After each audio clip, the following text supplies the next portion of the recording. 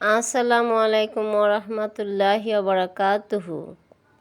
স্বামী রেগে গেলে স্ত্রী চুপ থাকবে, স্ত্রী ঝগড়া করবে না, স্ত্রী রাগান্বিত হবে না।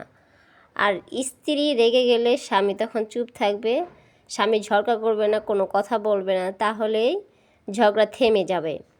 আর এরকমভাবে চলতে থাকলে স্বামী স্ত্রীর মায়া মহব্বত বেড়ে যাবে, সংসার অশান্তি হবে না, সুন্দর পরিবেশ সৃষ্টি হবে এবং স্বামী স্ত্রীর মধ্যে খুব মায়া মহব্বত ভালোবাসা হবে, মিষ্টি মিষ্টি কথা হবে, তাহলে সুন্দর পরিবার হবে।